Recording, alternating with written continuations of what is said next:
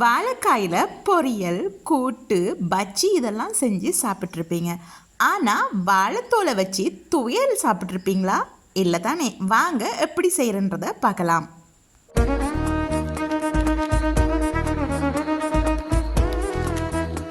இந்த வாழைக்காய் துவையல் செய்கிறதுக்கு நான் சாம்பல் வாழை, அதாவது கறி வாழை எடுத்திருக்கேன்.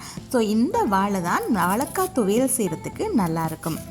வாழைக்காயை எடுத்து நீங்கள் அதனுடைய நார்களை இந்த மாதிரி ஃபஸ்ட்டாக அதை க்ளீன் பண்ணி எடுத்துக்கொள்ளுங்க.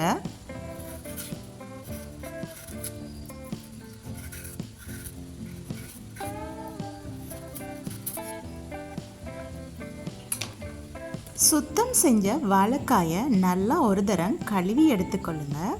கழுவி எடுத்ததுக்கு அப்புறம் வாழைக்காயினுடைய மேல் தோலை மெதுவாக வெட்டி எடுத்துக்கொள்ளுங்க.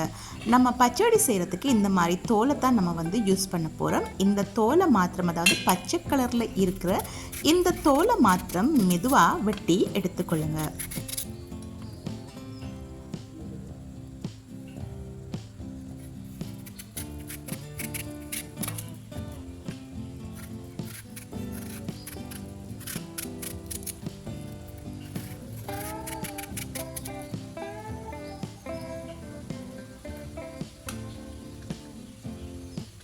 வாழைக்காய் கயறு நிறைந்த ஒரு பொருள்.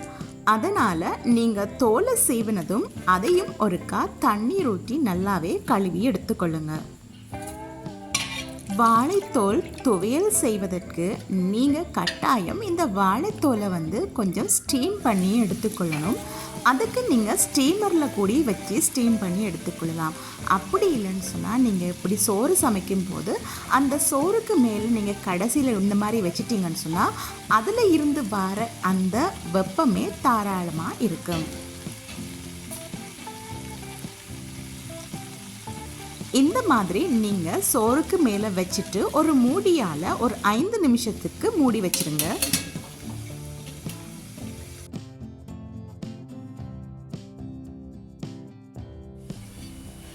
ஐந்து நிமிஷத்தில் வாழைத்தோல் நல்லாவே வெந்திருக்கு. இப்போ இந்த வாழைத்தோலை எடுத்து பச்சடி செய்யலாம் வாங்க.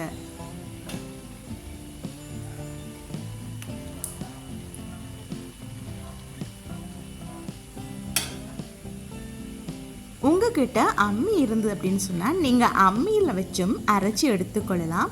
அம்மி இல்லாதவங்க இந்த மாதிரி கிரைண்டர் ஜாரில் போட்டு அரைச்சும் எடுத்துக்கொள்ளலாம்.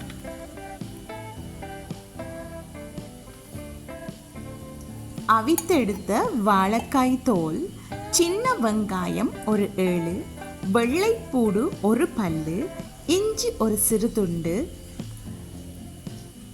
உங்களுக்கு விரும்பினா நீங்கள் தக்காளி கூடி சேர்த்துக்கொள்ளலாம்.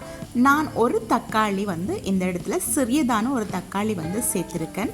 அதுக்கப்புறம் லெமன், தேங்காய்ப்பூ, கருவேப்பிலை, சின்ன சீரகம், பச்சை மிளகாய், உப்பு அவ்வளவும் சேர்த்து கொஞ்சமாக தண்ணி விட்டு, நீங்கள் உங்களுக்கு தேவைக்கு ஏற்ப கொஞ்சமாக தண்ணி விட்டு அரைச்சி எடுத்தீங்கன்னா சுவையான பச்சடி தயார். வாழைக்காய் தோல் பச்சடி தயார்.